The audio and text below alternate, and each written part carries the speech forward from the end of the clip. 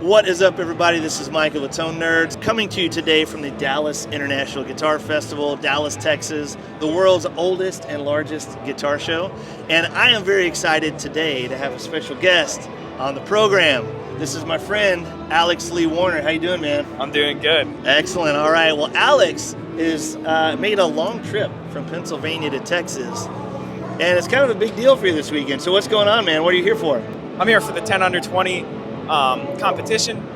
It was exciting for me because the first year I did it, I kind of did whatever because I guess I didn't really understand it. But this year I had done something a little special and gave myself a challenge. Yeah. And I did Fives by Guthrie Govan, and Sweet. that was quite the challenge. But it turned out good, and it also got me in, which excites me because I think I might be more excited for, all the guitars around here than I might be for the competition, which is weird to say. No, hey man, it kind of goes hand in hand, Yeah, it does. Definitely goes hand in hand. So how long have you been playing guitar? 8.5 years, and then 6 years professionally. Okay, sweet. So how old are you? 16. 16? Yeah. Get out of here. Yeah. Oh my gosh, that's amazing. I know, I look older with this. Yeah, totally. You got a little facial hair. Yeah, man. You got the rock star look going on now. Yeah. Sweet. Well, okay, let's back up a little bit. So you mentioned you're here for the Texas 10 under 20. Mm-hmm. What is that? Well, it's a competition for anybody that is like youth. I guess it's like a battle against bands kind of thing. Yeah. In a sense. Yeah. But I don't even look at it like that. I look at it as just I get to go up and play I love on that. a pretty cool stage. Heck yeah. And play with pretty good guitar players and cool people. So you have a house band you're gonna be playing with, or backing tracks? Or No, I'm just doing backing track. Okay. I figured with it being a guitar competition, why not? Yeah. Yeah. And the other thing too is I'm coming a long way, so finding people that want to go all that way, That's tough. and pay for it is pretty That's hard. tough. Yeah, absolutely. Yeah. Well, that's awesome, man. Well, really excited to see you on the stage. When are you taking the stage at the guitar show this weekend? I actually don't know. It is tomorrow though. It is Sunday. Sunday. All right. So if you guys are at the guitar show this weekend, come check out Alex Lee Warner. Which stage is it? Is it on? The Category 5 stage. Okay, that's the one outside. Yeah. So weather permitting. Yeah. Yeah. So sweet, man. That's really exciting. Well, so we're talking with our friend Alex Lee Warner here, one of the contestants for the Texas 10 under 20 guitar contest at this year's Dallas International Guitar Festival. All right, let's get down to the important business of the day, Alex. First off, what made you want to play guitar? Who are your influences? Who's on your Mount Rushmore of guitar players? Yeah. Well, my dad. He's not on the camera, but he was playing Stevie Ray Vaughan at Austin City Limits, and I had watched that when I was about 8. Right when I turned 8, and I was just mind blown by the sounds I was hearing. Yeah. And that's Stevie Ray will do that to you. Oh yeah. It made me pick up a badminton or a tennis racket and pick up baseball bats and treat them like guitars. That's amazing. Yeah. Heck yeah. So Stevie Ray Vaughan. Who else? My top heroes right now are Guthrie Govan, of course. Yeah. One of the best ever. It's really, I always kind of stumble with these questions. It's tough, man. It is. Yeah, There's a lot of good players. 2 more. You got 2 blank faces on Mount Rushmore right now, Alex. We gotta throw some up there. Just spitball, man. Don't overthink it. Guthrie Govan, Stevie Ray Vaughan, and Machine Gun Kelly. Some may say Nick Jonas. Nick Jonas, yes. Only the one solo, though. Yeah, only the one solo. That was peak Nick Jonas. Yeah, it was. Sorry, man.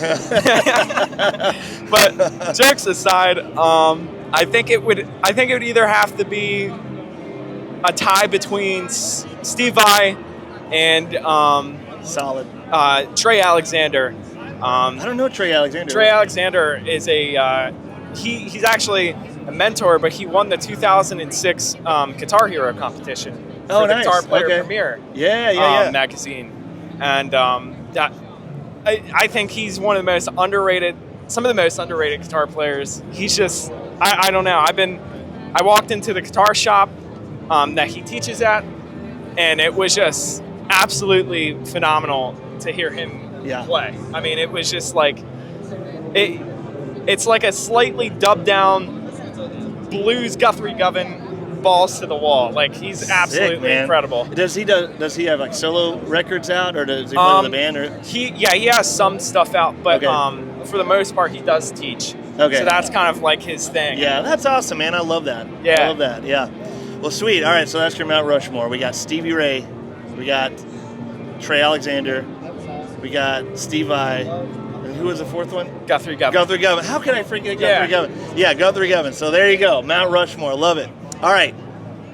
One more very important topic to cover with you today, Alex. Mm-hmm. Let's talk about your rig, man. We got to talk some gear. Tell me all about it.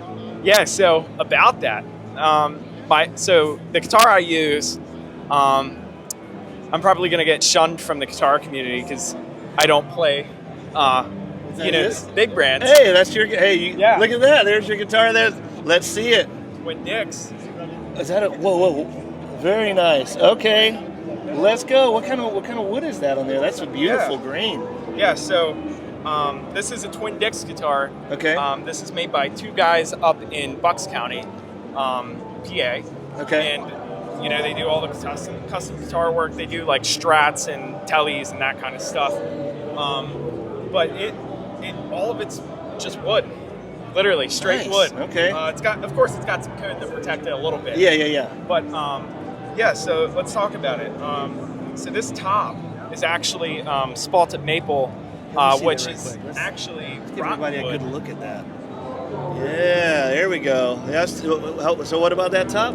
So the top here is spalted maple, which is like rotten wood.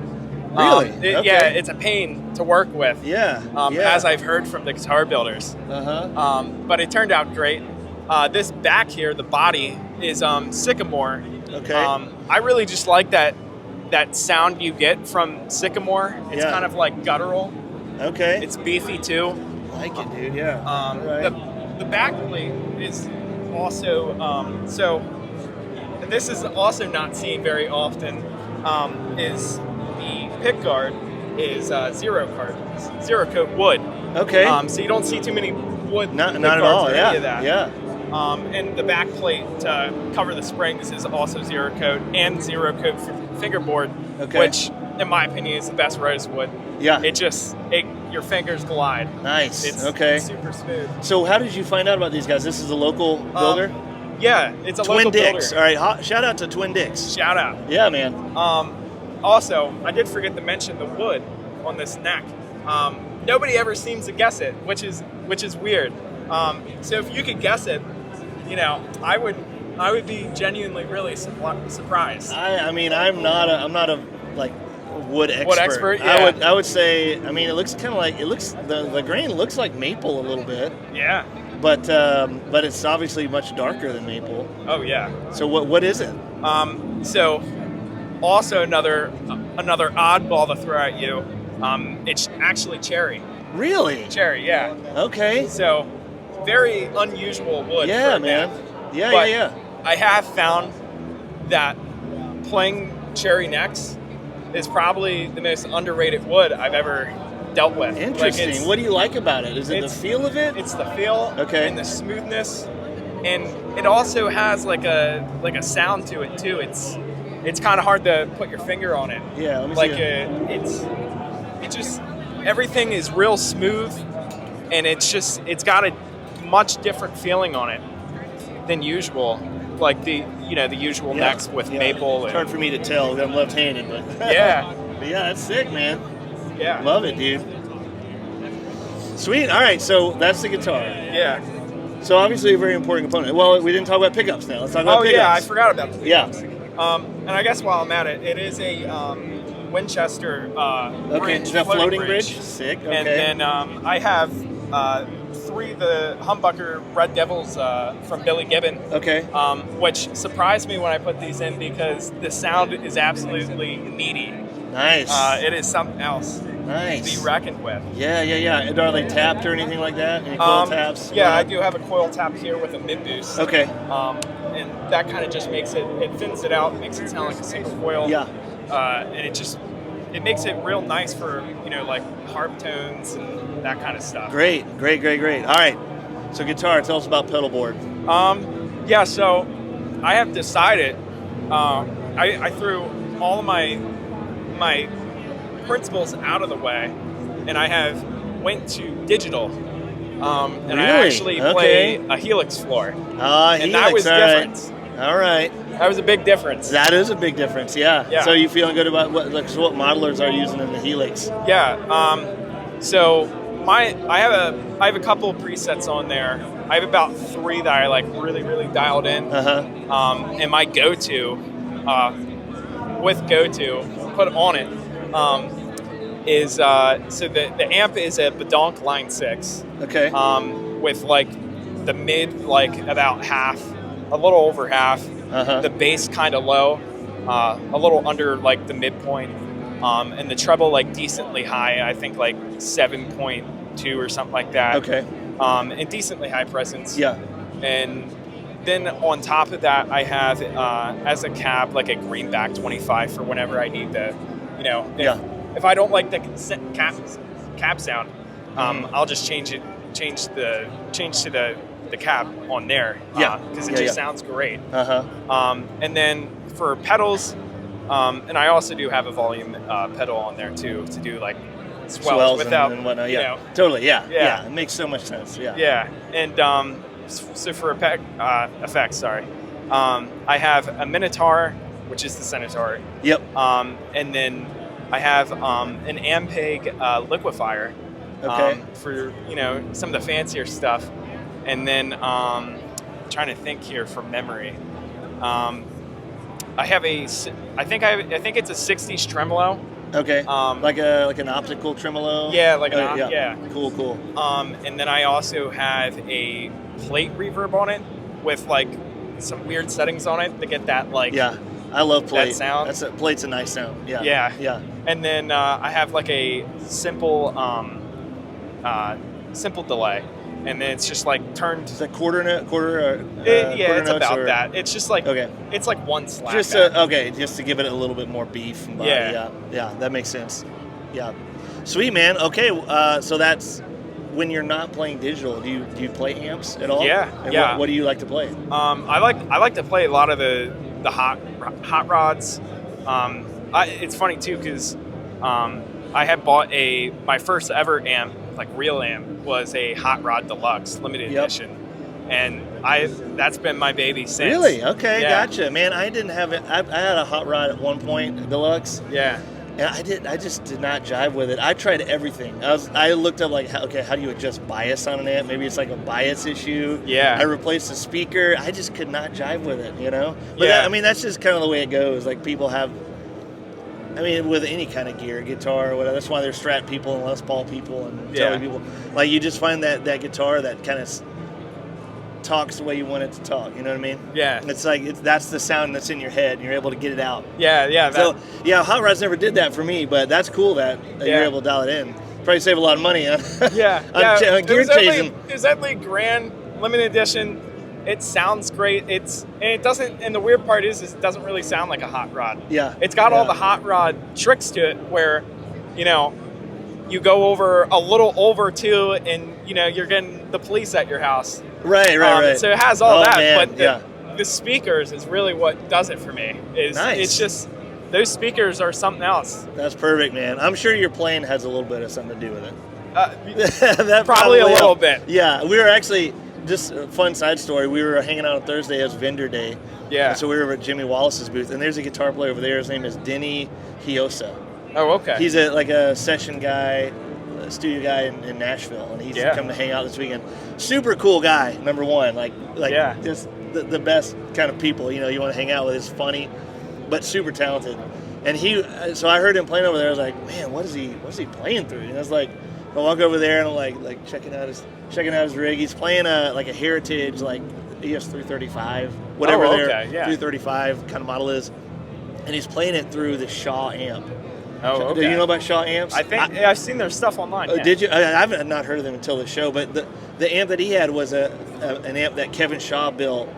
That was like kind of a Dumble inspired circuit. It has a lot of same like a rock and jazz setting. Oh, okay. like a lot of the similar features of a Dumble, and it sounded so good. Yeah. With Denny playing it, like he's like just unbelievable tone. Yeah. Like, and he's playing with his fingers. It just sounds so warm and so great. Yeah, I always say all the tone is in the hands. Yeah, man. It's really like so is. cliche, but it's true because they gave me a guitar, gave me this left-handed guitar over there, which was like a 74 Gibson Deluxe Gold Top, which is pretty sick. Yeah. I mean, it was a Les Paul. It didn't stay in tune at all. And I'm sitting there. I'm like, I'm not a great guitar player to begin with, but now I'm like, have all these great guitar players watching me play this amp, and I'm trying to tune. I feel like the biggest idiot, you know? Yeah. And then I start playing it, and it sounds good. Yeah. But it didn't sound like when Denny was playing it, you know? Yeah. So I say all that to say, like, your playing has a lot to do with it, too. So, Oh, yeah. you know, some For guys sure. can make anything sound great, and I'm sure I'm really excited to hear some of your playing, you know, more than what I've just a little bit heard online. Well, that's it for another episode of Tone Nerds. I'd like to thank our guest, Alex Lee Warner. Yeah, thank really you. excited to see him play this weekend at the Dallas International Guitar Festival. Give him a follow on Instagram. And as always, like and subscribe to the channel and hit the bell for more notifications. You guys have a great day.